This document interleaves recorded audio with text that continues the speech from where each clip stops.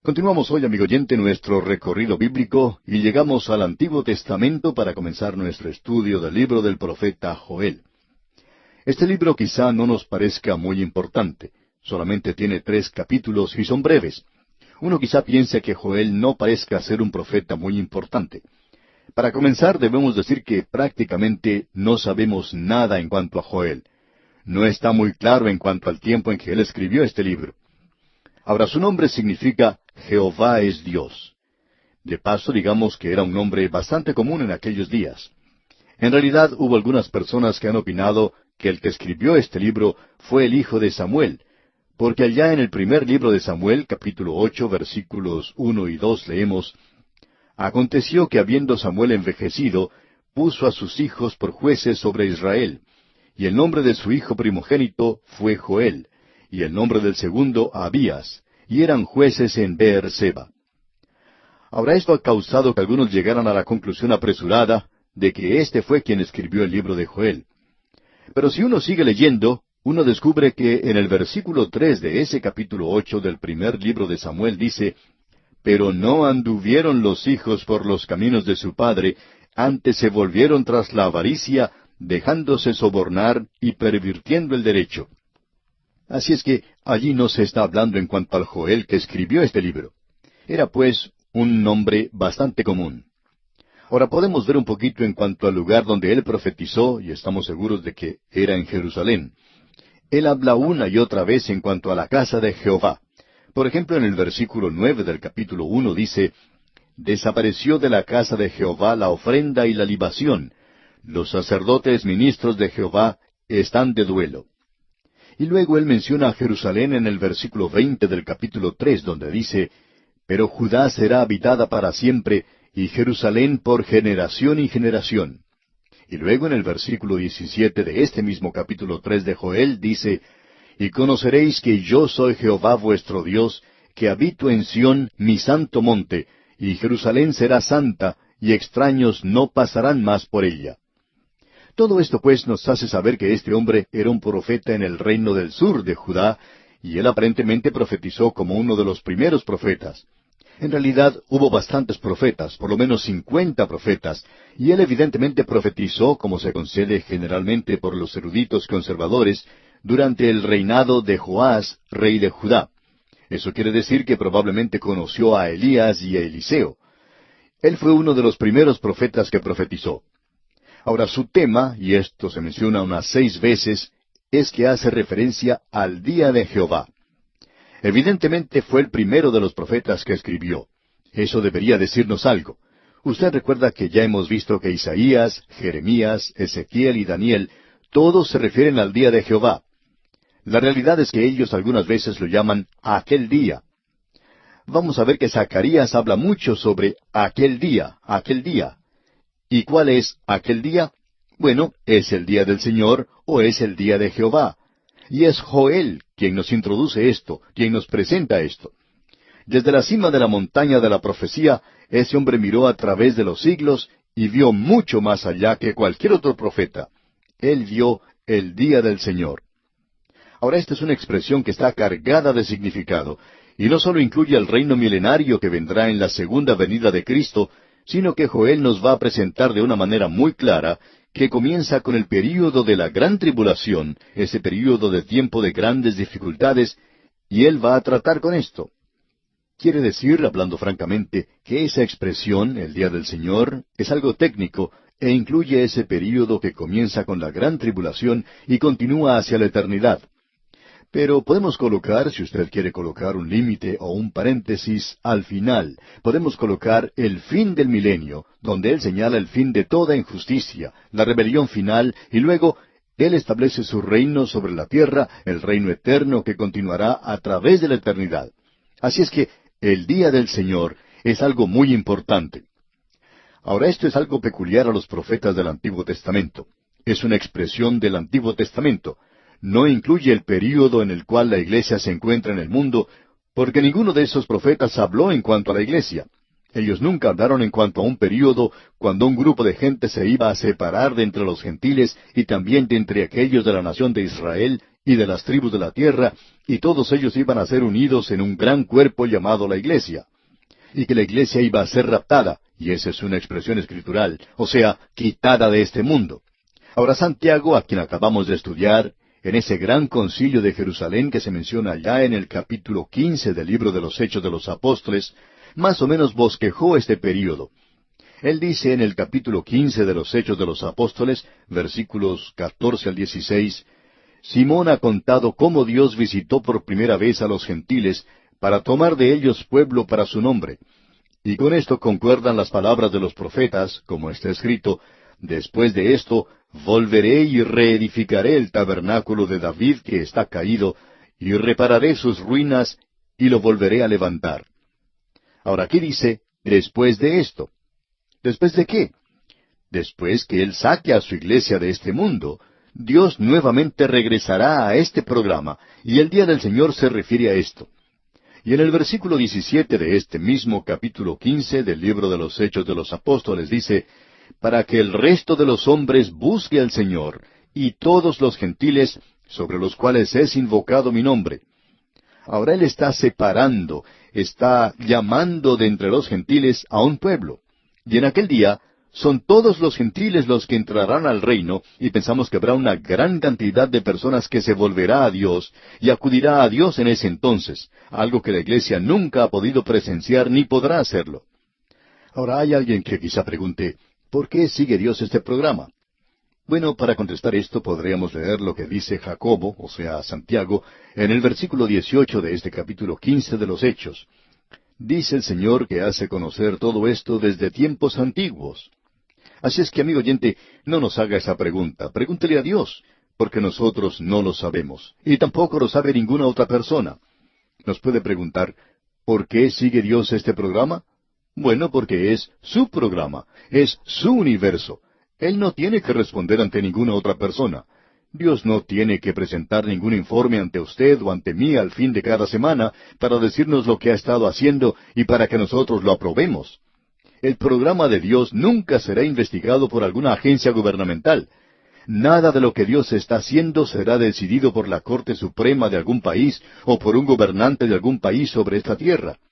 Dios conoce todos sus caminos. Y Él va a hacer esto porque así es como Él quiere hacerlo. Amigo oyente, todo lo que nosotros podemos decir es que es una lástima si usted y yo no gustamos de esto, porque después de todo somos simplemente criaturas en este mundo. Ahora, el día del Señor es algo muy prominente en la pequeña profecía de Joel. En solo 3 capítulos se menciona 6 veces. Esto da un promedio de 2 veces por capítulo. Este es el gran tema que tenemos aquí en este libro. Hay algo más que vamos a encontrar que hace de este libro una profecía muy destacada. No solo fue él el primer profeta que escribió y que miró a través de los siglos y que vio el día del Señor que se aproximaba. No creemos que haya visto a la iglesia, no creemos que él incluya eso para nada, y los otros profetas tampoco lo hicieron. Cuando el Señor Jesús fue a la cima de la montaña, aquellos hombres que habían estudiado mucho el Antiguo Testamento se acercaron a él y le dijeron, ¿cuál es la señal del fin del siglo? Y nuestro Señor no les mencionó la cruz en esa ocasión. Él no les dijo en cuanto a la venida del Espíritu Santo. Él no les dijo en cuanto al período de la iglesia que se aproximaba. Ni siquiera les mencionó el rapto a ellos. El discurso del Monte de las Olivas no presenta nada en cuanto al rapto. Él mencionó el comienzo del día del Señor. Él le puso una fecha, pero no está ni en su calendario ni en el mío. Pero estará allí cuando comience ese día del Señor. Comienza de la siguiente manera. Así es como él lo identificó allá en el Evangelio según San Mateo, capítulo 24, versículo 15. Allí leemos, por tanto, cuando veáis en el lugar santo la abominación desoladora de que habló el profeta Daniel, el que lee entienda, entonces sabrán que ese es el comienzo del día del Señor. Y Joel nos presentará muy claramente que comienza de noche. Comienza como tiempo de desolación. Y después de todo, el día judío siempre comienza a la puesta del sol. Mi día comienza por la mañana, pero el día hebreo es diferente. En la Biblia leemos, y fue la tarde y la mañana un día. Eso es lo que Dios dice allá en el capítulo 1 de Génesis, versículo 5. Él comienza con el atardecer, pero nosotros comenzamos con la salida del sol. Hay algunos de nosotros que no nos levantamos hasta cuando el sol haya recorrido ya mucho camino, pero lo que queremos señalar es que el día del Señor comienza de esa manera. Ahora eso hace de esto algo bastante importante, pero hay algo más que es bastante destacado. ¿Sabía usted, amigo oyente, que Joel no se parece en nada a Oseas, el profeta que estudiamos en nuestro último libro del Antiguo Testamento? Él prácticamente no dice nada en cuanto a sí mismo. Y nosotros no sabemos prácticamente nada en cuanto a él. En Oseas descubrimos en cuanto a un escándalo que tuvo lugar en su hogar, y él tuvo una esposa infiel. Pero no sabemos si Joel tuvo una esposa infiel o no la tuvo. No sabemos ni siquiera si estuvo casado o no. Todo lo que nos dice el primer versículo del capítulo 1 es lo siguiente: palabra de Jehová que vino a Joel, hijo de Petuel. Y él no condena a Israel por su idolatría. No creemos que en esa época en particular la idolatría haya sido el gran pecado al principio. Él solo menciona un pecado que los otros profetas mencionaron. Él es completamente diferente. Él comienza con una descripción literal de una invasión de langostas. Y luego él usa esa plaga de langostas para compararla con los juicios futuros que vienen sobre esta tierra. El capítulo 1 es algo dramático, y es una joya literaria. En literatura usted no encuentra en realidad nada que se parezca a esto aquí. Es un pasaje de las Escrituras muy sobresaliente, por cierto. Hay algo más aquí que es bastante controversial, aún para nuestro día. El profeta Joel es quien menciona el derramamiento del Espíritu Santo al cual se refiere Pedro en el día de Pentecostés. Hay cierta diferencia de interpretación en cuanto al derramamiento del Espíritu Santo, así es que vamos a observar esto cuando lleguemos a la sección que lo menciona. Nosotros estamos pasando a través de la Biblia y, como usted ya sabe, debemos enfrentar cada tema que se nos presente y presentamos aquello que creemos es la interpretación correcta. Ahora podemos equivocarnos, por supuesto, y en una ocasión descubrimos que nos habíamos equivocado. Usted recuerda eso, y no fue hace mucho tiempo. Así es que podemos equivocarnos. Pero, amigo oyente, vamos a presentar lo que creemos indica la palabra de Dios. Cierto hombre escribió diciendo: yo estoy en desacuerdo con ustedes en cuanto a lo que dicen en referencia al capítulo 2 del libro de los Hechos de los Apóstoles y a la primera carta a los Corintios, capítulos 12, 13 y 14. Pero por cierto que estoy de acuerdo con ustedes en el resto de la Biblia. Queremos mencionar que, ya que estamos de acuerdo en tanto de la Biblia, no tenemos que dar demasiado énfasis a aquello en lo cual no estamos de acuerdo. Siempre tiene que haber alguna clase de acuerdo, y nosotros podríamos equivocarnos, por supuesto, aunque no creemos que lo hagamos con frecuencia. Así es que vamos a comenzar ahora nuestro estudio en este libro de Joel. Y antes de entrar de lleno en esto, quisiéramos presentar un breve bosquejo de este libro. En el primer capítulo, y en los primeros 14 versículos, tenemos una plaga literal y local de langostas. No solamente es algo literal, sino que fue algo local. No fue algo que ocurrió en Egipto. Luego tenemos la segunda división que llamamos mirando hacia el día del Señor. Y Él nos presenta un preludio de esto. Esto está en el capítulo 1 desde el versículo 15 hasta el final del capítulo 2. Y luego tenemos mirando hacia el día del Señor, posludio. Lo demás había sido un preludio. Ahora tenemos algo como un posludio, es decir, que se echa una mirada retrospectiva. Eso lo encontramos en el capítulo 3. Lo primero que encontramos entonces en este pasaje de las Escrituras ante nosotros es una plaga literal y local de langostas. Esto es muy importante de notar de nuestra parte. Así es que hoy vamos a tener la oportunidad de poner nuestro pie en el umbral de la puerta, por así decirlo. El versículo 1 de este capítulo 1 del libro de Joel dice: palabra de Jehová que vino a Joel, hijo de Petuel. Creemos que esto puede disipar, puede quitar cualquier duda que uno tenga en cuanto a si Joel era el hijo de Samuel. Él no podía hacerlo porque los hijos de Samuel eran malvados, y por cierto que este Joel no lo es. Por otra parte, el padre de Joel se llamaba Petuel y no Samuel. Hay bastante diferencia en esos dos nombres, y no vamos a decir que Petuel era un nombre bastante común. Pero Joel sí es un nombre común, y hubo muchos que fueron llamados así en la época del Antiguo Testamento. Escuchemos ahora lo que dice el versículo 2 de este capítulo 1 de Joel. Oíd esto, ancianos, y escuchad todos los moradores de la tierra. ¿Ha acontecido esto en vuestros días o en los días de vuestros padres? Aparentemente ellos se encuentran en esta ocasión en el medio de esa gran plaga de langostas, y él se dirige a los ancianos y les dice, ¿ha acontecido esto en vuestros días o en los días de vuestros padres? Aunque las plagas de langostas eran comunes en esa época, en ese lugar, ellos tenían que haber respondido a esa pregunta en forma negativa, que eso no lo habían visto nunca. Esto era lo peor que ellos habían tenido. El problema, amigo oyente, con algunos de nosotros que nos ponemos viejos es que tenemos grandes ideas. Deseamos mirar hacia el pasado y alguna persona joven viene y nos dice, recién tuvimos una reunión maravillosa en la iglesia. Y a nosotros nos gusta decir, bueno, eso es maravilloso, fue una gran reunión.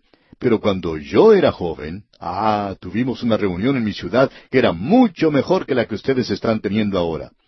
¿No he escuchado esto, amigo oyente? Eso cuando uno es joven lo escucha muy a menudo.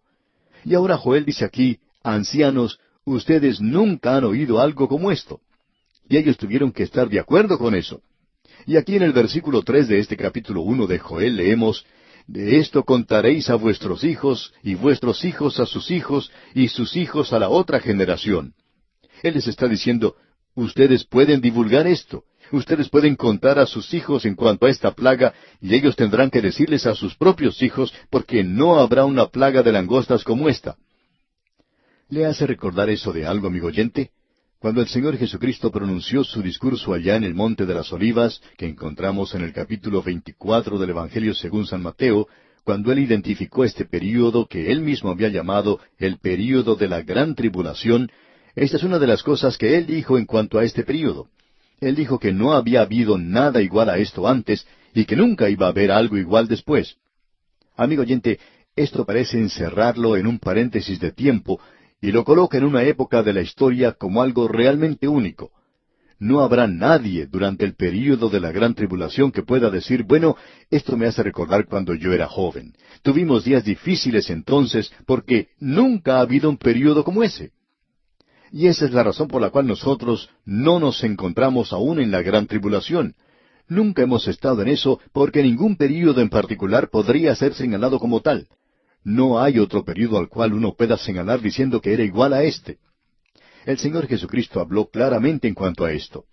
Él dice en el versículo 21 del capítulo 24 del Evangelio según San Mateo, porque habrá entonces gran tribulación, cual no la ha habido desde el principio del mundo hasta ahora, ni la habrá. Y cuando la gente entre en la gran tribulación, no habrá nadie preguntando como en el día de hoy, ¿cree usted que nosotros pasamos a través de la gran tribulación durante la Segunda Guerra Mundial? ¿O cree usted que la Gran Depresión fue la gran tribulación? ¿O cree usted que hoy nos encontramos en el período de la gran tribulación? Y la respuesta es muy fácil de presentar. Todo lo que uno tiene que hacer es citar las palabras del Señor Jesús. El Señor Jesucristo dijo, no la ha habido desde el principio del mundo hasta ahora, ni la habrá. Bueno, hemos tenido tiempos como esos que hemos mencionado en el pasado. Todos ellos pueden ser duplicados. Podemos decir que los tiempos de hoy van a empeorar, no van a mejorar. Así es que no puede decirse que no habrá un tiempo como este en el futuro. Ahora eso es exactamente lo que Joel está diciendo en cuanto a esta plaga de langostas. Él va a decir de manera muy dramática, miren, la plaga de langostas es algo único, no hay nada como eso. Pero usted puede estar seguro de una cosa, vendrá un día cuando habrá otro período con un nombre diferente, el día del Señor. El Señor lo sacó del milenio y dijo que era el período de la gran tribulación. Y es así como comienza ese gran día del Señor. Nos gustaría que esas personas que tratan de negar el hecho de que la iglesia va a salir antes del período de la gran tribulación y que el período de la gran tribulación va a ser una época tremenda sobre esta tierra, algo tan terrible, tan horrible que no se puede describir. Y luego Cristo viene y establece su reino. Esa gente pues que niega eso, nos gustaría que estudiaran toda la palabra de Dios y no que tomen un versículo aquí y otro versículo allá. Cierto hombre escribió una vez y citaba 4 o 5 versículos que utilizaba como cierta interpretación de las Escrituras. Pero eso no nos impresiona mucho. Hay que tomar toda la palabra de Dios, amigo oyente. Tiene que recorrer uno todas las páginas de la palabra de Dios. Ahora aquí estamos tratando con la profecía de Joel. Podemos apreciar que no vamos a poder avanzar más en esto hoy. Vamos a tener que tomar esto, Dios mediante, en nuestro próximo programa y observar esta plaga local de langostas. Y amigo oyente, no hay nada igual a esto. Lo que ocurrió en Egipto no creemos que pueda ser comparado con esto, y creemos que esto es lo que Joel está tratando de que estos ancianos hagan. Ustedes que tuvieron la oportunidad de escuchar lo que sus padres contaban en cuanto a las plagas de langosta en Egipto, y eso no se puede comparar con lo que se tiene ahora, lo que quiere indicar que es algo realmente terrible. Esto pues lo veremos en nuestro próximo programa. Continuamos hoy, amigo oyente, nuestro recorrido que iniciamos en nuestro programa anterior por el libro de Joel en el Antiguo Testamento. Esta pequeña profecía que solo consta de 3 capítulos, pero esto es como una bomba atómica. No es de gran tamaño, pero sí que es potente y poderosa. Eso es cierto en cuanto a esta profecía. Nuevamente tenemos que recordar que Joel fue probablemente el primer profeta que escribió. Él es quien ha escrito antes que todos los demás profetas, y es el profeta aparentemente para el reino del sur. Él les habla a ellos. Su local o base se encuentra en Jerusalén, el monte Sión, esa zona en particular. Y Él es quien nos va a presentar el día de Jehová. Ahora Él presenta esto de la forma más dramática que tenía lugar en aquellos días. Una plaga de langostas y una plaga de langostas con mayúsculas.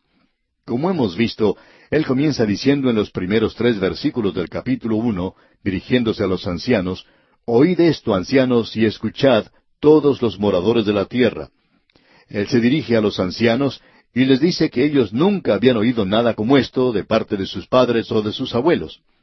Y luego les dice, ustedes pueden contarle esto a sus hijos porque ellos no verán nada como esto en el futuro.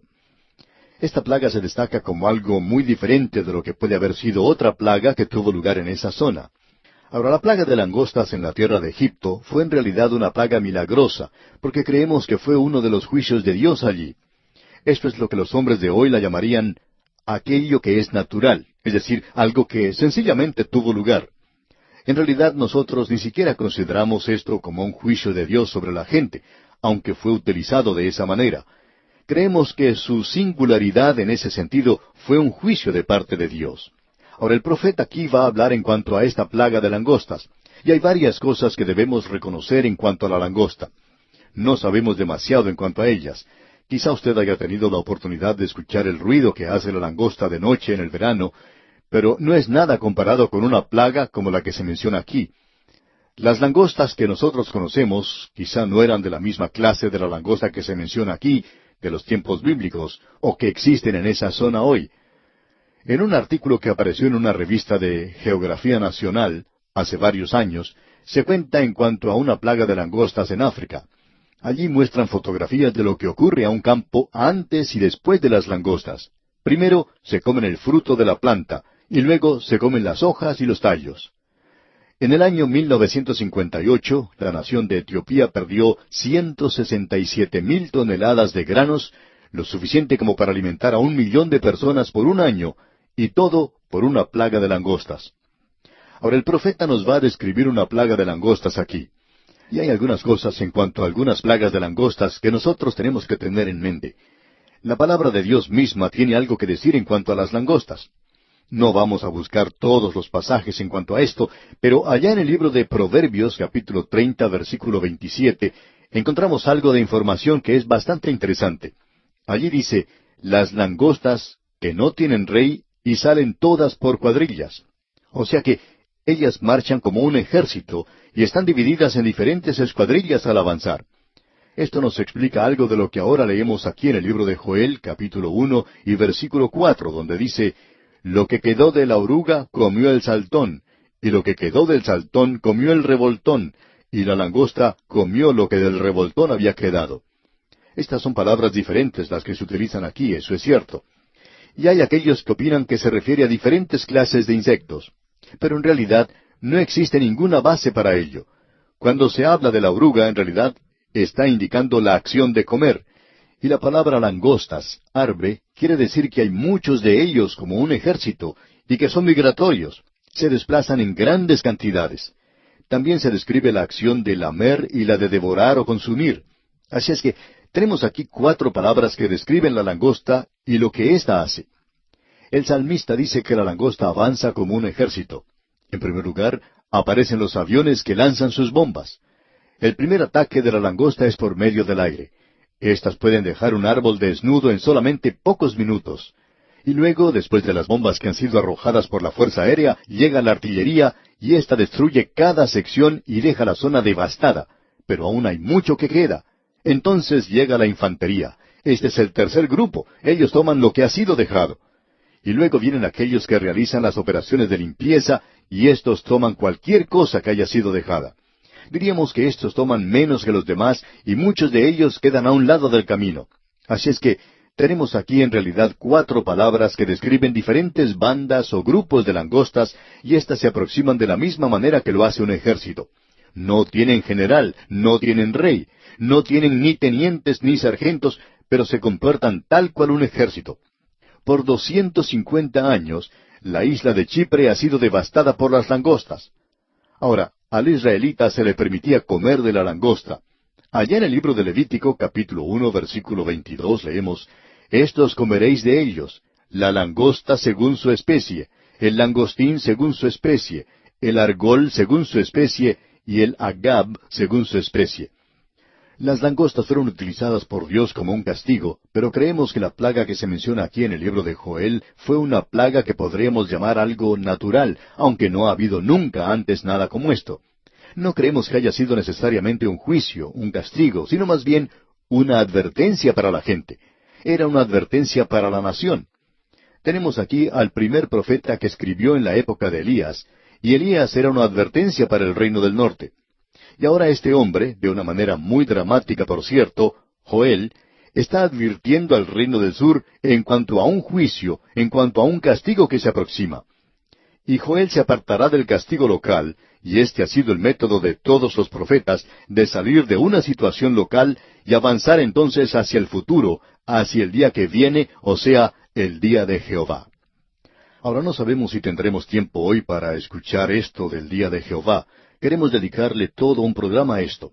Es uno de los términos más mal entendidos y aún así, uno de los más importantes en las Escrituras. Joel fue el primero en utilizarlo, y él presenta de una manera muy clara lo que es.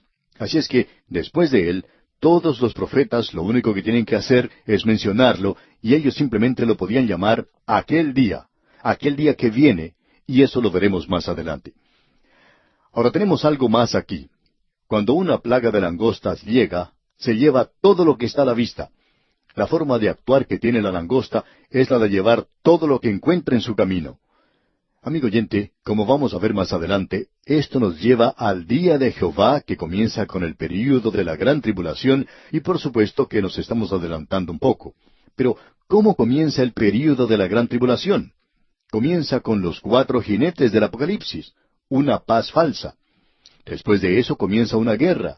Luego, después de eso, viene un hambre. Y después de eso, llega ese jinete de la muerte, el jinete montado en un caballo amarillo de muerte. Aquí podemos apreciar un paralelo tremendo porque durante el período de la gran tribulación no serán literalmente langostas, sino que será algo mucho peor que va a pasar a través de la tierra. Y no solamente sobre esa tierra, sino a través de todo el mundo, y el mundo será devastado completamente cuando el Señor Jesucristo regrese a la tierra para establecer su reino. Ahora esto hace de esta profecía algo realmente sobresaliente. Hemos visto aquí que tenemos 4 clases diferentes de langostas. De paso deberíamos decir algo más, y es que quizá alguien quiera reprendernos por utilizar este término de paso.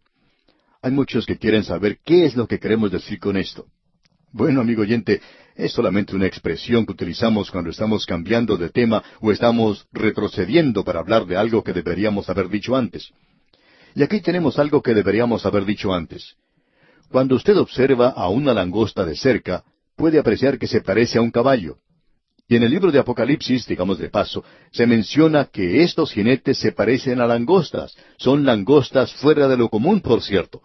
Y acabamos de utilizar esa expresión otra vez y esperamos que usted nos perdone, amigo oyente, por utilizarla nuevamente. Es solo una expresión idiomática. En todo caso, confiamos, amigo oyente, que usted entienda que no estamos leyendo alguna novelita buena aquí. Simplemente estamos hablando de lo que tenemos ante nosotros, la palabra de Dios, y las notas que esperamos que usted también tenga. Tratamos de enseñar lo que la palabra de Dios dice y la experiencia nuestra, y eso es todo lo que estamos tratando de hacer. Muy bien, siguiendo entonces adelante, veamos lo que dice el versículo 5 del capítulo 1 de Joel. Despertad, borrachos, y llorad, gemid, todos los que bebéis vino, a causa del mosto, porque os es quitado de vuestra boca. ¿Por qué? Bueno, las langostas le ganaron a ellos al llegar a las uvas. Ellas habían comido todo lo que había en esos viñedos, y no habrá más vino para los borrachos. El hombre que era un alcohólico en aquel día va a encontrarse a sí mismo curándose antes de lo que pensaba, porque no habrá ningún vino para beber. Aquí al principio de la caída de la nación se nos revela cuál era el gran pecado. Nuevamente debemos decir que era la borrachera. En nuestros días podemos ver que ocurren graves accidentes de tránsito a causa de la bebida.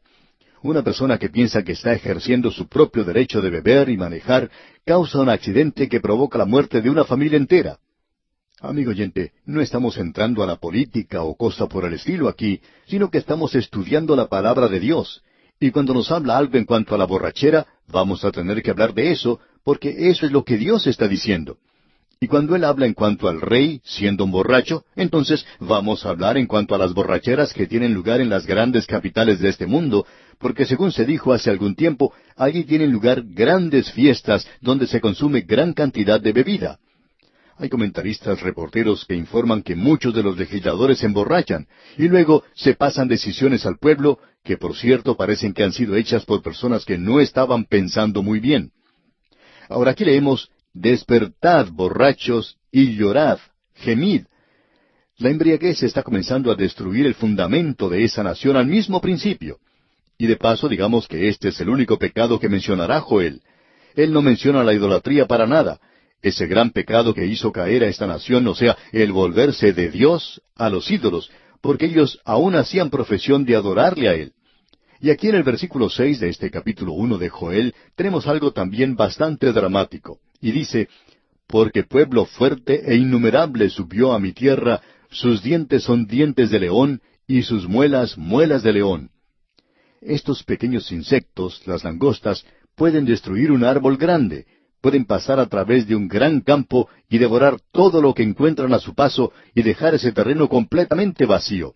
Uno puede apreciar estas langostas en bandas que pasan sin nadie que las guíe, sin rey, pero aquí se presentan y en la mayoría de los casos lo vemos como un castigo de parte de Dios. Ahora aquí esta es una advertencia a esta gente, y el profeta hablará de aquello que está aún en el futuro, del día de Jehová, que será como una plaga de langostas sobre la tierra. Los 4 jinetes del Apocalipsis aún tienen que presentarse. Ahora usted puede notar que las langostas son comparadas aquí a un ejército invasor. Ellas eran tan destructivas como esta clase de ejército, y eso es exactamente lo que era. Escuchemos lo que dice aquí el versículo 7. Asoló mi vid y descortezó mi higuera, del todo la desnudó y derribó, sus ramas quedaron blancas. Cuando habla de descortezar la higuera, se refiere a dar muerte a ese árbol. De ese árbol no quedó nada, sino las ramas desnudas y blancas. Ahora Él les va a enviar un mensaje y les está diciendo lo que tienen que hacer en una situación como esta. En primer lugar, dice aquí en el versículo 8, llora tú como joven vestida de cilicio por el marido de su juventud. Aquí Él está diciendo algo que es más bien fuera de lo común. Ellos tienen que lamentarse. Bueno, sigamos avanzando para ver lo que nos dice aquí el versículo 9. Desapareció de la casa de Jehová la ofrenda y la libación. Los sacerdotes, ministros de Jehová, están de duelo. Es decir, que ellos no pueden hacer ninguna clase de ofrenda. Aquí tenemos algo que es muy interesante. A través de todo ese pasaje uno puede encontrar lo mismo que se repite, que los borrachos deben lamentarse y que los sacerdotes también tienen que estar de luto. Es decir, que aquí se afecta todos los aspectos de la economía. Luego él continúa diciendo, pero antes de hablar de eso quisiéramos leer 2 o 3 versículos más. Creemos que por lo que está declarado aquí, que este profeta Joel se encuentra en Jerusalén. Él está hablando a los sacerdotes que ministran en la casa del Señor. Y eso se menciona varias veces. En el versículo 10 entonces leemos, el campo está asolado, se enlutó la tierra, porque el trigo fue destruido, se secó el mosto, se perdió el aceite. No hay aceite de oliva, no hay uvas, ni hay grano o trigo. Es decir, que las 3 cosechas que ellos tenían han sido destruidas, y se les dice que la tierra tiene que gemir y lamentar. Usted puede apreciar, amigo oyente, que la tierra y la gente van juntos. La ley de Moisés no solo fue dada a la gente, sino que fue dada también para la tierra. La tierra y la gente están muy entremezclados. Luego tenemos aquí algo que se expresa para otro grupo. Él habló a los borrachos y habló a los sacerdotes. Ahora escuche usted, él habla a los labradores. Leamos los versículos 11 y 12. Confundíos, labradores, gemid, viñeros, por el trigo y la cebada, porque se perdió la mies del campo. La vid está seca y pereció la higuera. El granado también, la palmera y el manzano, todos los árboles del campo se secaron, por lo cual se extinguió el gozo de los hijos de los hombres. Los viñeros son los dueños de las viñas. El manzano aquí es el árbol de naranja. Las naranjas son algo propio de esa tierra. Luego él dice aquí algo más que ellos deberán hacer. Dice, ceñíos y lamentad. Pero para poder apreciarlo mejor, leamos todo el versículo 13. Ceñíos y lamentad, sacerdotes. Gemid, ministros del altar. Venid, dormid en cilicio, ministros de mi Dios, porque quitada es de la casa de vuestro Dios la ofrenda y la libación. Ellos no pueden hacer su trabajo porque no hay nada que puedan utilizar para las ofrendas. Dios presenta claramente que no era el rito lo que era importante, sino que era el corazón de esa gente. Ahora Él está haciendo algo que no había hecho anteriormente. Cuando Dios les dio la ley, Él le dio a esta gente 7 días de fiesta. Y les dijo con toda claridad que no quería que se presentaran ante Él con la cara larga. Él quería que se presentaran en su casa regocijándose y que el gozo estuviera en su corazón. ¿Ha notado usted, amigo oyente, que a veces en nuestras iglesias, cuando se reúnen los creyentes, que por lo general no es una ocasión muy gozosa? A veces hasta se nos reprende por decir chistes. Uno piensa que por lo menos es bueno hacer reír a la gente. Pero uno puede ver a algunos que se sientan allí y ni siquiera se sonríen. Nos gustaría que lo hicieran. Pensamos que les puede hacer mucho bien. Pero no hay gozo hoy, y no había gozo entonces. ¿Por qué está Dios por primera vez diciéndole a su pueblo, yo quiero que ustedes se lamenten, quiero que se vistan de cilicio y cenizas, quiero que estén de luto? Antes Él no quería eso. Él les había dicho que vinieran ante Él con gozo. Y la razón ahora es porque a causa del pecado de la nación deben hacer eso. Y esa es la razón por la cual hoy hay tanta falta de gozo. El mundo está trabajando mucho hoy. La música tiene que ser rápida y fuerte. Los chistes tienen que ser sucios para poder esbozar siquiera una sonrisa, y aún en las iglesias es casi un pecado el reírse fuerte. Amigo oyente, ¿dónde está su gozo hoy? Se ha ido a causa del pecado. Dios no nos permite tener gozo y Él le está diciendo a esta gente, vengan a mí con su lamento. No me gusta, pero ustedes son pecadores y quiero ver el arrepentimiento de ustedes. La iglesia hoy, amigo oyente, se encuentra en la misma situación en que se encontraba esa gente en aquel día en particular. Y esto era solamente el comienzo. Ahora ha llegado esta plaga, ha destruido completamente la economía de su tierra, y ellos se encuentran en medio de una gran hambre, y tienen que estar de luto, lamentándose ante Dios. Tienen que vestirse de cilicio y de ceniza. Dios no quiere su gozo porque ellos son ahora pecadores, y esa es la única manera en que pueden acercarse a Dios, mediante el lamento, mediante el lloro, mediante la humillación y el arrepentimiento. Bien, amigo oyente, vamos a detenernos aquí por hoy. Continuamos hoy, amigo oyente, nuestro viaje por el libro de Joel. En nuestro programa anterior estuvimos observando una gran plaga de langostas que pasó por la tierra en el día del profeta Joel. Él vivió probablemente en la época de Elías y Eliseo, y también probablemente fue un contemporáneo de ellos. Por supuesto, alguien quizá diga, bueno, ¿y por qué no escribieron ellos en cuanto a esto? Bueno, porque ni Elías ni Eliseo eran profetas que escribían. En esa época los profetas no estaban escribiendo. Joel fue el primero que escribió. Y encontramos que él comienza describiendo una plaga de langostas que probablemente en esa misma época estaba arrasando toda la tierra y destruyendo todos los árboles vivientes. Fue como un ejército invasor y era una advertencia para la nación porque pasarían varios años antes de que el reino del norte fuera llevado a la cautividad. Él está ahora describiendo esto y está diciendo a la gente las cosas que tienen que hacer. Y él comenzó diciendo en el versículo 8 de este capítulo 1 de Joel, llora tú como joven vestida de cilicio por el marido de su juventud. Es decir, una novia que ha perdido a su esposo. Él murió quizá en una batalla. Y ella llora y se lamenta, y eso es lo que tiene que hacer esta nación. Luego Él les dice que tienen que estar de luto, que tienen que avergonzarse, que tienen que gritar o gemir, y que ellos tienen que vestirse de cilicio. Él les dice que se tienen que vestir de cilicio y de cenizas, y que los sacerdotes deberían lamentarse también. Y en el versículo 13 dice entonces, ceñíos y lamentad, sacerdotes, gemid, ministros del altar, venid, dormid en cilicio, ministros de mi Dios, porque quitada es de la casa de vuestro Dios la ofrenda y la libación. O sea que ya no había ofrenda, no había una libación ofrecida a Dios. La economía de la tierra había sido arruinada y no había suficiente ni siquiera para hacer una ofrenda a Dios. Y luego en el versículo 14, donde comenzamos nuestro estudio hoy, Él continúa esto y dice aquí, y esta es la séptima cosa que Él sugiere que ellos hagan, Él dice, proclamad ayuno. Ahora Dios nunca les había pedido antes que hicieran esto. Usted recuerda que Dios les había dado los días de fiesta. Él nunca les había dado un día de ayuno. No fue sino hasta cuando ellos se hundieron en el pecado, y el pecado que este profeta menciona y que estaba destruyendo a la nación era la embriaguez. Estaba robando a la gente de su forma normal de pensar, haciendo alcohólicos de todos ellos. Ellos no eran capaces de tomar las decisiones correctas.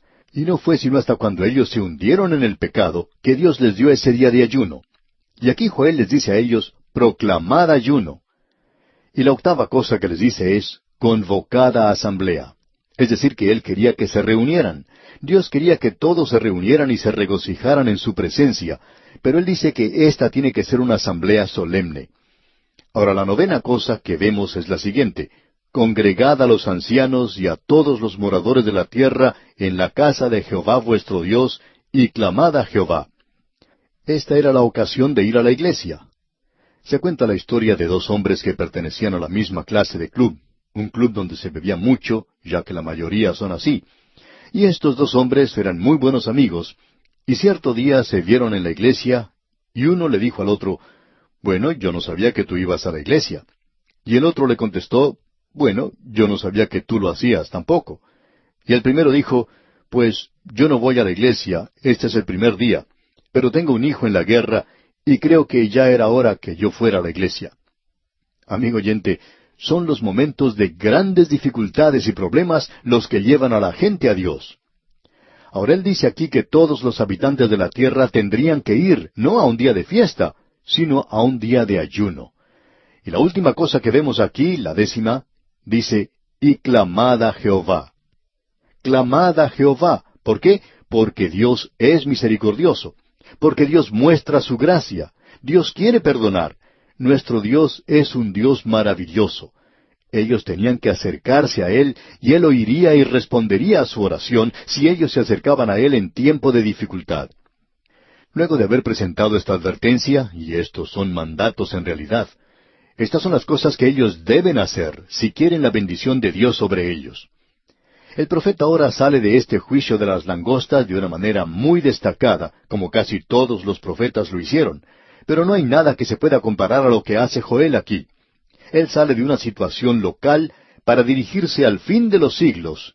¿Para hacer qué? Bueno, leamos aquí el versículo 15 que dice, ay del día, porque cercano está el día de Jehová, y vendrá como destrucción por el Todopoderoso. Ay del día. Ahora, ¿de qué está hablando aquí Joel? Bueno, escuchemos lo que dice. Leamos otra vez este versículo 15. Ay del día, porque cercano está el día de Jehová, y vendrá como destrucción por el Todopoderoso. De la misma manera en que ha habido pequeños modelos, pequeños esbozos o diseños de aquello que viene en el futuro, esta plaga local era como el día de Jehová. Era una advertencia, era un cuadro de eso. Es algo que debería haber alertado a la gente, pero ahora Él les va a decir algo en cuanto al futuro. Aquello que viene en el futuro, aquello que había sido prometido a David, era un reino, y en realidad David había sido levantado para reinar sobre ese reino, y habría paz sobre la tierra, y entonces la guerra cesaría. Ahora todos los profetas tomaron esto, pero también tomaron aquello que Joel está diciendo aquí, que el día de Jehová viene, y Joel nos va a explicar lo que es el día de Jehová. El día de Jehová está en contraste con los otros días que se mencionan en las Escrituras. Usted y yo nos encontramos viviendo en lo que se llama en la Escritura el día del hombre. Comenzó con Nabucodonosor. El Señor Jesucristo lo llamó la hora o el tiempo de los gentiles, y que Jerusalén durante este período iba a ser pisoteada hasta que se cumpliera el tiempo de los gentiles. Ahora nosotros estamos viviendo en el día del hombre. El hombre es el que hace los juicios hoy. No se apela hoy a Dios. Nosotros apelamos a la Corte Suprema, pero no se apela a Dios. Las naciones hoy se han olvidado completamente de Dios. Ellos piensan que es nada más que una palabra para mencionar en caso de apuro, o aún una palabra para blasfemar. ¿Qué es el Día del Hombre? Vamos a citar una declaración que hizo el Dr. Schaeffer en su teología sobre la doctrina, y queremos presentarla porque es algo muy importante de comprender de lo que es el Día del Hombre. El Día del Hombre, dice, este tema ha sido oscurecido en ocasiones por los traductores y se refiere solamente una vez en el Nuevo Testamento. En la primera epístola a los Corintios, capítulo 4, versículo 3, donde dice, «Yo en muy poco tengo el ser juzgado por vosotros o por tribunal humano, y ni aun yo me juzgo a mí mismo». En este pasaje, esa frase de tribunal humano es en realidad una referencia a la opinión humana que es corriente en esta época, lo cual puede ser traducido literal y apropiadamente como el Día del Hombre. Y hasta aquí la cita que mencionamos del Dr. Schaeffer. Usted y yo, amigo oyente, estamos viviendo en el Día del Hombre. Y crea lo que abunda el humanismo hoy. El hombre cree que puede resolver el problema del mundo en el presente. ¿Y qué es lo que ha hecho el hombre? Ha llevado al mundo a una confusión terrible. Y cada político nuevo que se presenta afirma tener la solución. Bueno, ellos no tienen la solución. Los hombres hoy no pueden resolver los problemas de este mundo. Comprendemos que ha habido conversaciones tras puertas cerradas en los gobiernos de que las grandes naciones en el mundo de hoy no pueden resolver los problemas de este mundo. Ahora nosotros estamos viviendo en el Día del Hombre. La Escritura nos habla de otro día que vendrá, y ese es el día cuando Cristo venga a tomar su iglesia y sacarla de este mundo, y todos los creyentes estaremos ante Él. Usted puede leer lo que el apóstol Pablo dice allá en su primera epístola a los Corintios, capítulo 1, versículos 7 y 8. Leemos allí, «De tal manera que nada os falta en ningún don, esperando la manifestación de nuestro Señor Jesucristo, el cual también os confirmará hasta el fin, para que seáis irreprensibles en el día de nuestro Señor Jesucristo». ¿Cuál es ese día? Bueno, el día en que Él venga a sacar su iglesia, y la iglesia se presenta ante el tribunal de Cristo. Uno de los versículos favoritos es el que encontramos allá en la epístola a los Filipenses, capítulo 1, versículo 6, que dice, «Estando persuadido de esto, que el que comenzó en vosotros la buena obra, la perfeccionará hasta el día de Jesucristo». El día de Jesucristo es aquel día que Él le tome a usted y me tome a mí y nos saque de este mundo. Él nos va a guardar hasta aquel día. Luego entonces nosotros nos presentaremos ante Él para ver si recibimos o no recibimos una recompensa. Ese es el día del Señor Jesucristo, el día de Cristo.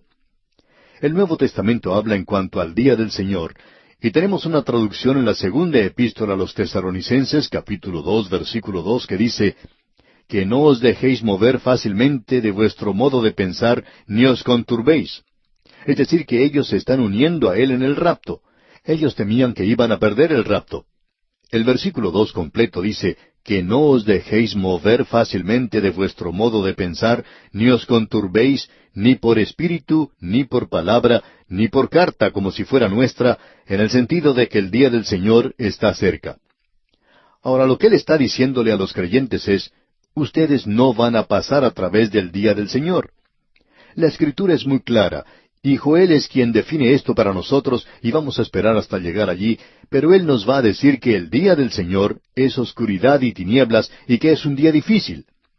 Amigo oyente, el punto de vista era que ellos iban a entrar inmediatamente al reino, y que todo iba a ser muy fácil y que no iba a haber ningún problema. Y Él ahora dice que el día del Señor comienza de noche, y nuevamente le referimos a usted el hecho de que esto es consistente con el método hebreo. Allá en Génesis, usted recordará, Dios comenzó diciendo, «Y fue la tarde y la mañana un día. Y fue la tarde y la mañana del día segundo. Y fue la tarde y la mañana el día tercero», y así sucesivamente. Aquí tenemos estos dos días diferentes, y el día del Señor comienza con la oscuridad, y Él nos aclarará lo que es esto. Es el período de la gran tribulación.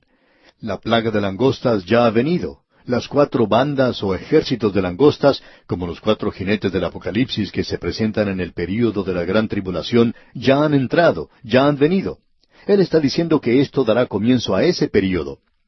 Y luego incluye la venida de Cristo a la tierra a establecer su reino. Y entonces usted entra al sol de su presencia, cuando el Hijo de Justicia se levantará con sanidad en sus alas. Ahora esa era la esperanza del Antiguo Testamento. Eso era lo que enseñaba el Antiguo Testamento. Por tanto, esa plaga de langostas era en un sentido muy real una miniatura del día del Señor, y la plaga era un bosquejo de la gran tribulación que se acerca a esta tierra. Ahora usted puede apreciar, amigo oyente, lo importante que es el estudiar toda la Biblia. Alguien escribió cuando estábamos estudiando el libro de Isaías, e hicimos referencia al día del Señor, y dijimos entonces que comenzaba en tinieblas. Ahora Isaías no trata con esto de la misma manera que habla este profeta, porque Joel había escrito mucho antes que Isaías.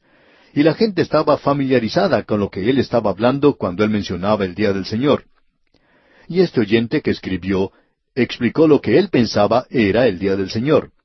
Y era algo sorprendente. Escribió varias páginas y mencionaba un pasaje de las Escrituras tras otro. Pero él nunca presentó un versículo de aquí del libro de Joel, y estábamos buscando eso.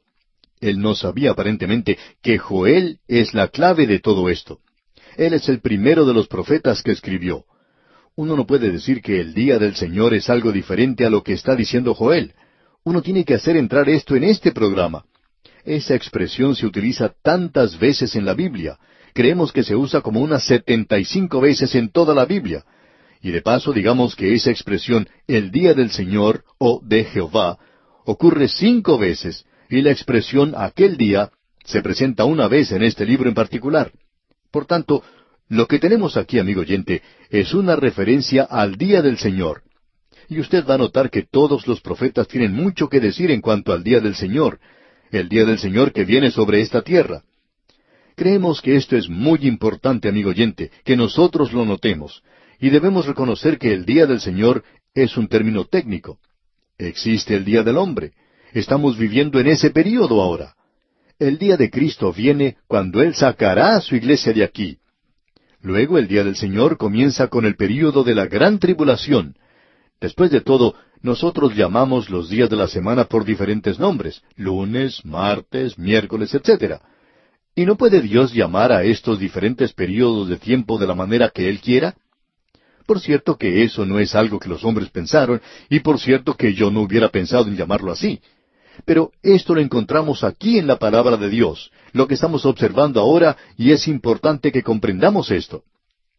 Queremos seguir avanzando ahora porque lo que tenemos aquí es muy importante, y debemos aclarar que el día de Jehová no es el mismo día que se menciona en Apocalipsis. El día del Señor en Apocalipsis es el primer día de la semana, como lo dice muy claramente el Nuevo Testamento. Escuchemos ahora lo que dice el versículo 16, cuando el profeta habla aún en cuanto a la plaga de las langostas.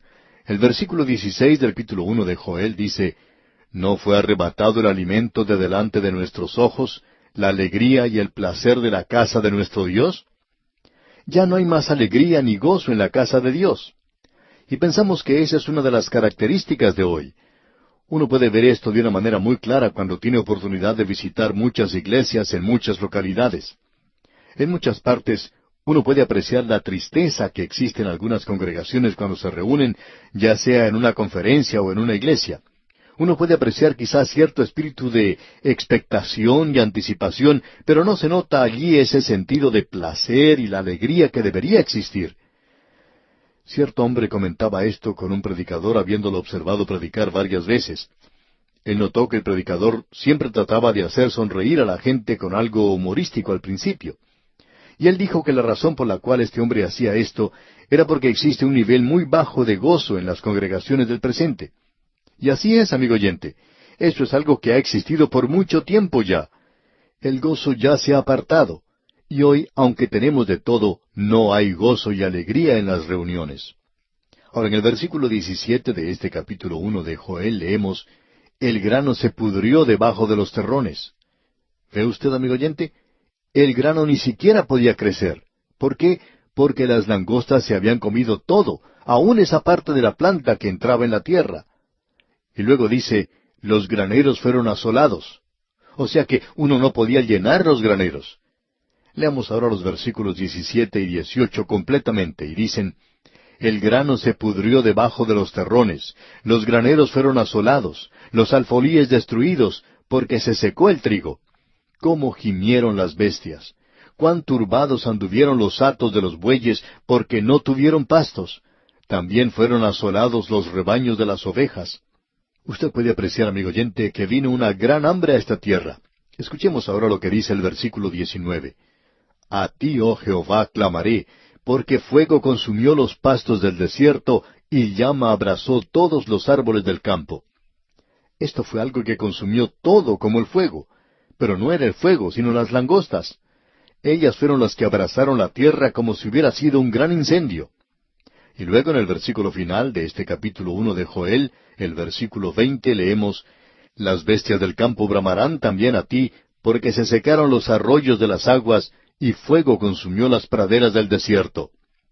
El mundo animal también sufrió la plaga.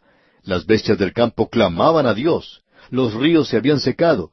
No había lugar donde pudieran pastar las bestias. Esta era una época terrible, traicionera. Las langostas eran un juicio que había tocado todos los aspectos de la vida, y esto envolvía al hombre y a los animales. La tierra se creía devastada. Y eso es utilizado por Joel como un cuadro del día que viene en el futuro. Bien, amigo oyente, vamos a detenernos aquí por hoy y continuaremos, Dios mediante, con el capítulo 2 de Joel en nuestro próximo programa. Pero antes, le sugerimos leer todo este capítulo 2 de Joel para estar más al tanto de lo que diremos en nuestro próximo estudio. Continuamos hoy, amigo oyente, nuestro recorrido por el libro del profeta Joel. Y llegamos hoy al capítulo 2. El tema que aquí encontramos es mirando hacia el día de Jehová. Tenemos aquí el preludio de este día, y entramos a esta sección en el capítulo 1, versículo 15, donde leímos en nuestro programa anterior, «Ay del día, porque cercano está el día de Jehová, y vendrá como destrucción por el Todopoderoso». A propósito, cuando entramos a esta pequeña profecía, dijimos que encontraríamos que el día de Jehová se menciona en realidad 6 veces, 5 veces por nombre, y luego es llamado aquel día. Ahora aquí tenemos a Joel, el primero de los profetas que escribió, dándonos una definición de lo que es el día de Jehová. A David se le había prometido un reino, y ese reino llegó a ser el cántico tema de todos los profetas después de eso. Y ese es el gran mensaje, que el reino milenario venía sobre esta tierra. Era algo que parecía como uno de esos discos rayados cuando uno lee los profetas, porque uno tras otro esperaba eso. Pero ahora llega Joel, el primero de los profetas escritores, y él presenta con toda claridad que el día de Jehová, que por supuesto incluirá el reino milenario cuando el Señor esté gobernando en esta tierra, que no es todo color de rosa, que no es todo fácil, que viene antes del reino milenario ese período de tiempo que el Señor Jesucristo mismo definió como el período de la gran tribulación y está incluido en el día de Jehová. Llegamos pues ahora al capítulo 2 de Joel, y esto nos aclara mucho lo que hemos mencionado. En el versículo 1 del capítulo 2 encontramos que Joel dice, «Tocad trompeta en Sión, y dad alarma en mi santo monte. Tiemblen todos los moradores de la tierra, porque viene el día de Jehová, porque está cercano». Hay varias cosas que queremos decir en cuanto a esto, y permítanos intentar ampliar solo un poco en cuanto al día de Jehová. Tenemos aquí al primero de los profetas escritores que está echando una mirada hacia el futuro y ve el día de Jehová. Ese día comienza en la oscuridad y como ya hemos dicho anteriormente, así es como comienza el día hebreo, la tarde y la mañana del primer día. Comienza, como podemos apreciar, en tinieblas y oscuridad. Así es como comienza el día de Jehová. Aparece para juzgar. Luego, Él viene a la tierra y establece su reino, y es entonces cuando el Hijo de Justicia se levantará con sanidad en sus alas y establecerá su reino en la tierra. Encontramos que todos los profetas mencionan también el día de Jehová. En efecto, era algo tan común que ellos podían llamarlo aquel día o también el gran día, o simplemente el día. Uno de los últimos profetas escritores, Zacarías, en el capítulo 14, versículo 1, aún estaba hablando en cuanto al día de Jehová.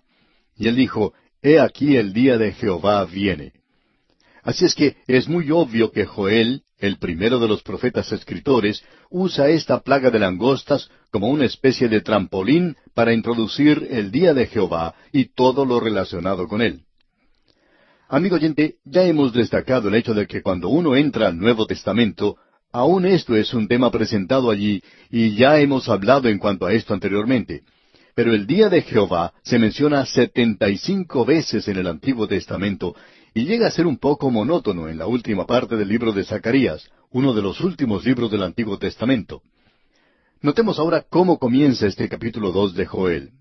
En el versículo 1 leemos, Tocad trompeta en Sión, y dad alarma en mi santo monte. Ahora, mi santo monte se refiere a Jerusalén. Este asunto de la trompeta es algo que necesitamos comprender, y vamos a tomar el tiempo hoy para regresar al libro de Números para tomar este tema, porque ya ha pasado bastante tiempo desde que estudiamos el libro de Números, y hay muchos de nuestros oyentes que son nuevos, que apenas hace poco tiempo que nos están sintonizando. Esta es la razón por la cual insistimos en que es muy importante tener todo esto, toda la información, el cuadro completo ante nosotros. Amigo oyente, es necesario tener una visión completa de lo que la Biblia nos dice. Es necesario, al analizar cualquier tema, basar nuestro pensamiento en todos los puntos para que podamos hacer una inducción. Podemos reunir todo lo que el escritor está diciendo. Amigo oyente, esa idea que es tan común hoy de sencillamente tomar un texto de la Escritura y hablar en cuanto a eso, bueno, cuando uno hace eso es muy fácil darle el significado que uno quiera.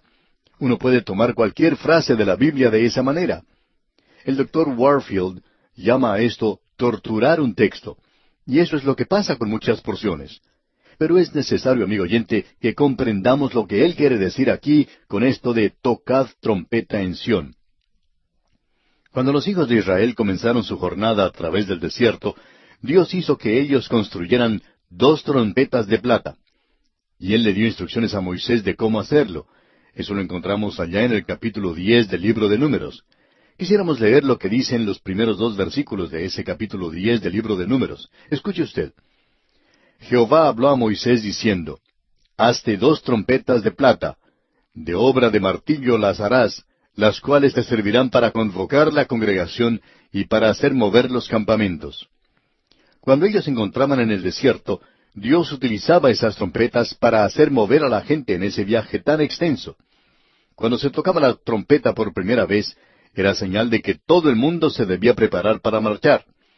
Luego, cuando la nube se levantaba y empezaba a salir, entonces ellos desarmaban el tabernáculo, e inmediatamente después se volvía a tocar la trompeta, y Moisés y Aarón partían al frente de la tribu de Judá.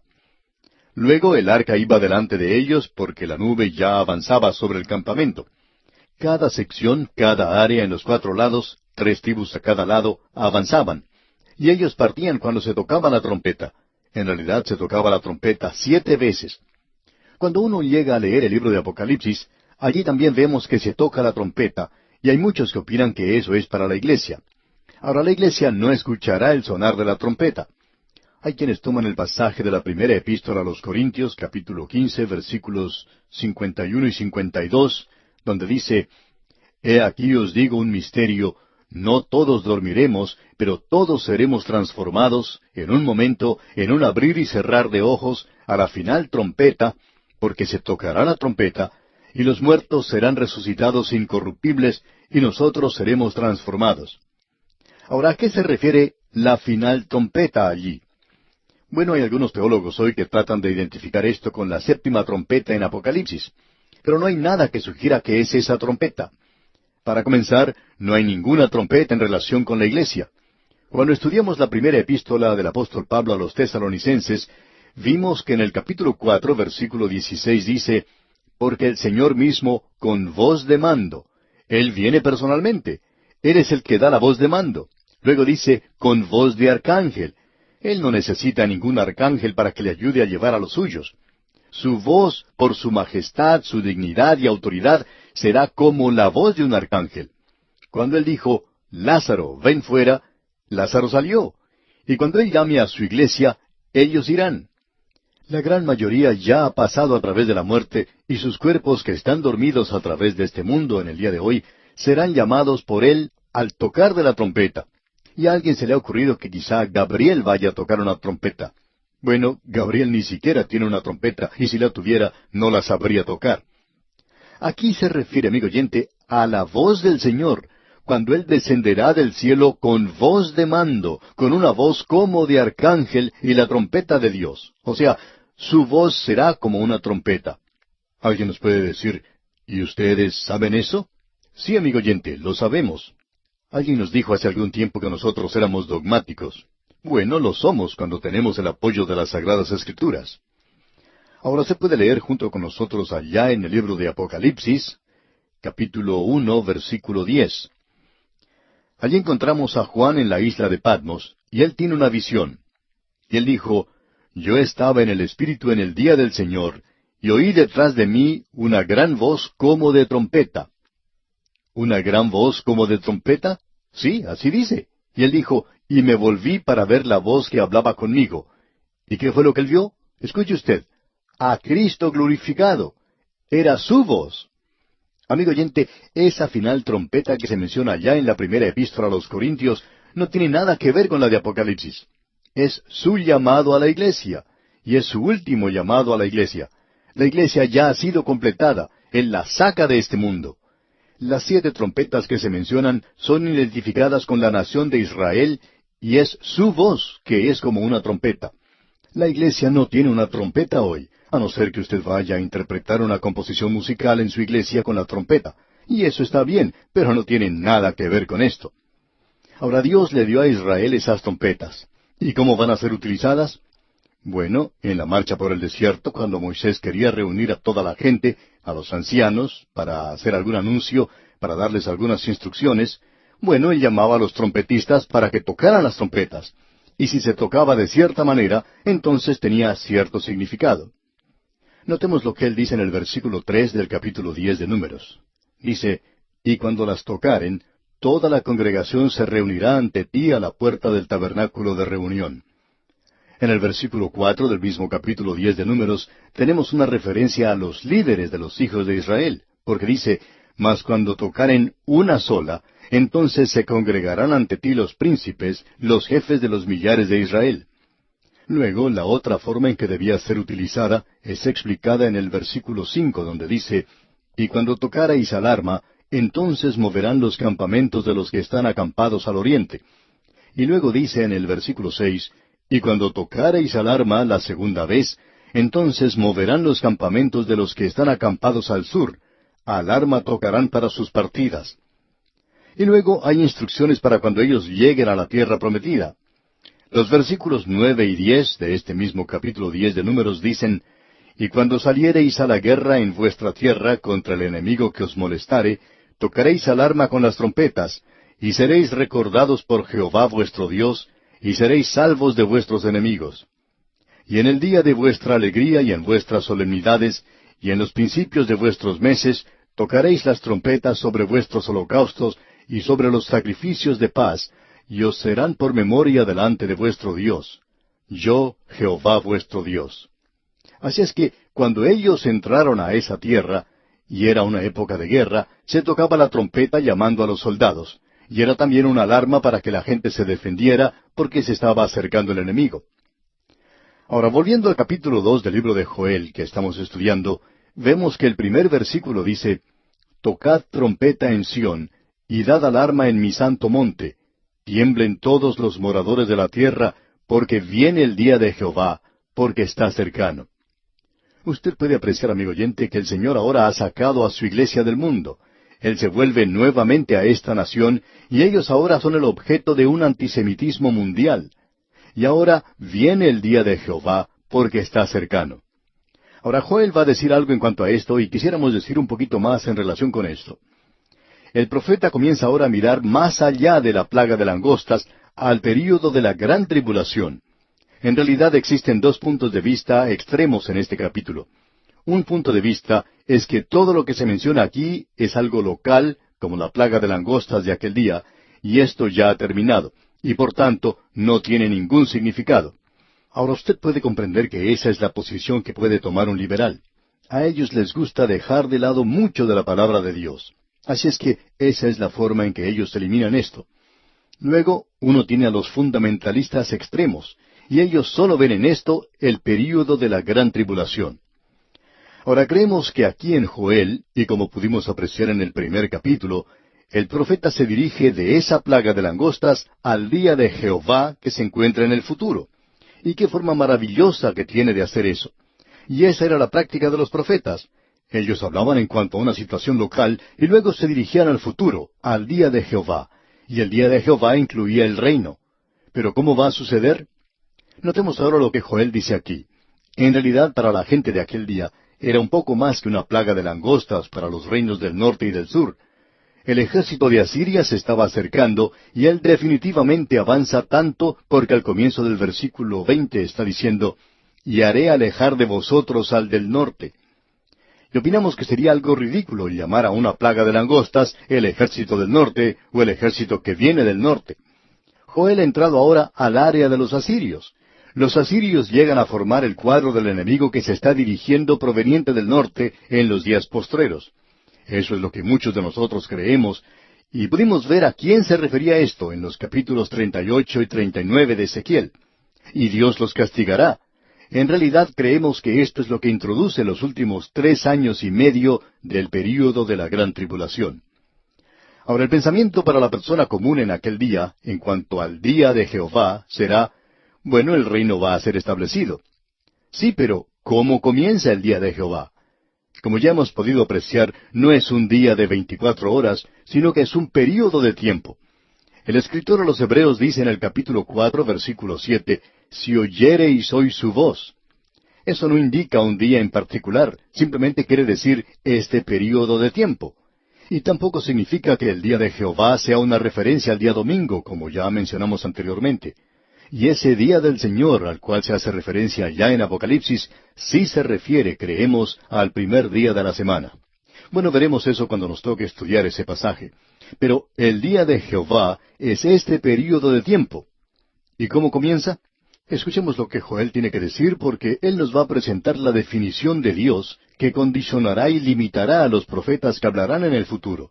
Todos ellos hablarán de ese período después de Joel. Y esto, a propósito, es algo muy interesante.